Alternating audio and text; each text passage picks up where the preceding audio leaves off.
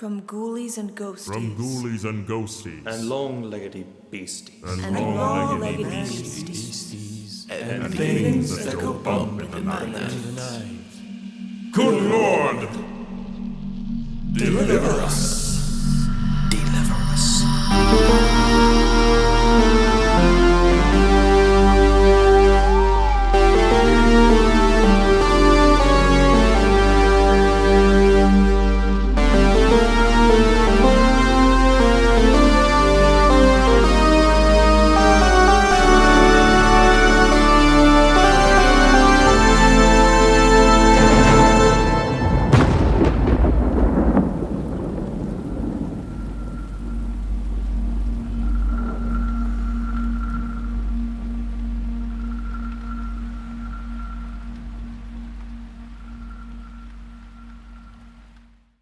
Well, good afternoon, everyone. And yes, if you're from out of town, they do allow random vampires to walk off the street and get up here and talk. My name is CountDrahoon. I'm a real vampire and horror host, and I'm just very grateful and excited to be here at the Fine Arts Theater of Beverly Hills. This is a gorgeous theater, and the team here is just absolutely top-notch. And I'm so happy to be here to talk about these two films that we're watching here today. Because if you're a horror host, these are the movies that you want to show to the masses. This is the Cadillac of classic horror, The Mummy and Nosferatu. Now, just out of curiosity, is there anyone out here in the audience today that are seeing these films for the first time? Really? Okay, quite a bit. So I do want to apologize. I know Brendan Fraser couldn't make it for this one. But if you notice with this particular film, there are some things that are similar to the Brendan Fraser versions. Mainly the character names, Imhotep and Nosferatu, and that's because the director of the Brendan Fraser Mummy films, a guy named Stephen Sommers, this is actually his favorite film of all time. He borrowed some of the plot elements and the character names to pay homage to the original film version. Now our star, Boris Karloff, or as he's billed, Karloff the Uncanny, this was an important film for him. 1932 was also a big year for him because this was essentially the year and the film that would make him the reigning king of horror.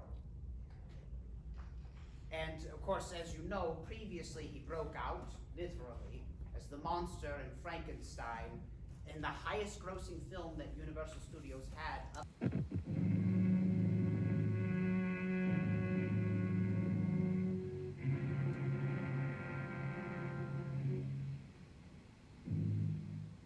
Death, eternal punishment for anyone who opens this casket.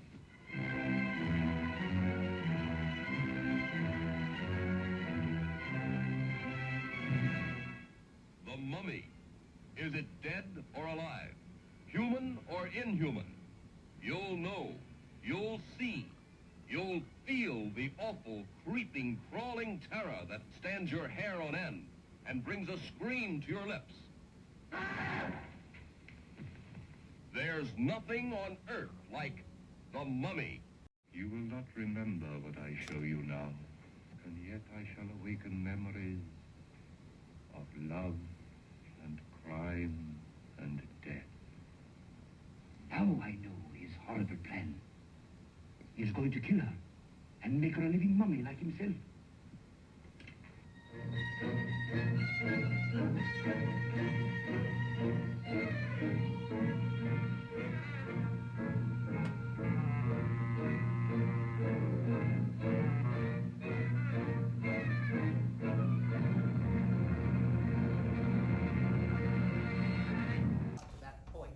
Now it's interesting about Boris Karloff. What a name. Such a European-sounding name with an air of mystery. Karloff the Uncanny. His real name was Bill. William Henry Pratt, to be exact. A fine English character actor, and of course one of the great titans of American horror films. It wasn't his real name. However, the star of our next feature, Nosferatu, The lead vampire was played by an actor by the name of Max Schreck, not to be confused with an ogre. Now, Schreck is actually the German word for fright in the language. And he wasn't vying to be a horror actor because that wasn't a thing in 1922. Max Schreck was his given name. And also, by the way, for you first-timers out there, when we get done watching Nosferatu, you will be able to officially call yourself a pirate. Arrgh! Now, why would I say that?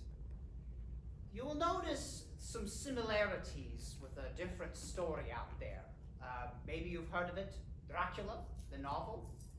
You see, Prana Films, the German production company that made Nosferatu, they wanted to make their own film version of the novel. But they were denied permission by Florence Stoker, the widow of the author Bram Stoker.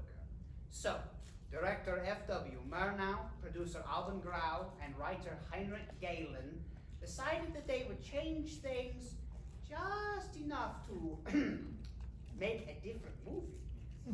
So they changed the name of the characters, time period, the setting, and they almost fooled everyone, except for Florence Stoker.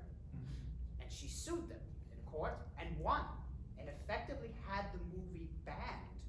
And it was almost considered a lost film until a print of it made its way here in Hollywood in the 1930s, first in the offices of the studio execs of Universal Studios, and then it became a worldwide classic when it was introduced to the general public.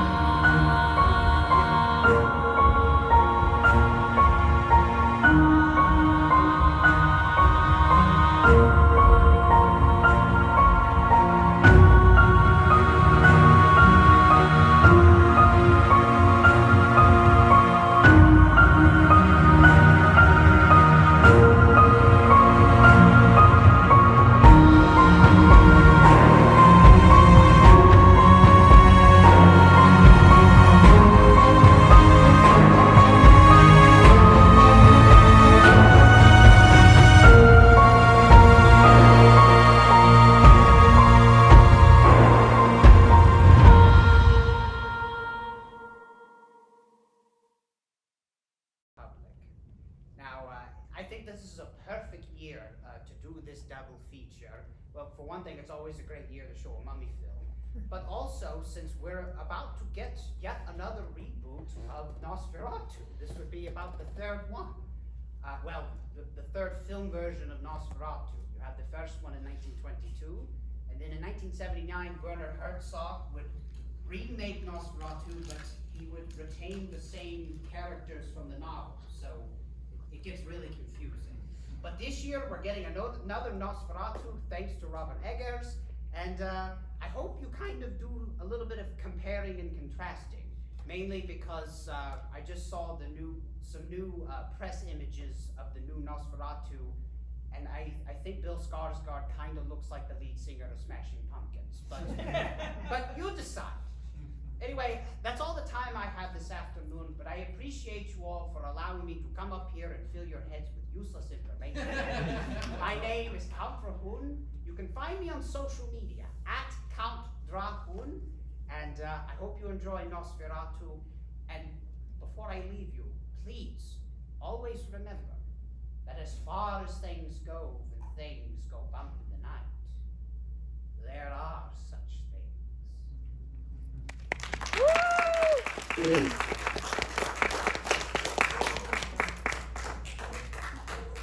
Now I get to go get my popcorn. And long-legged beasties, and things that go bump in the night. Good Lord, deliver us.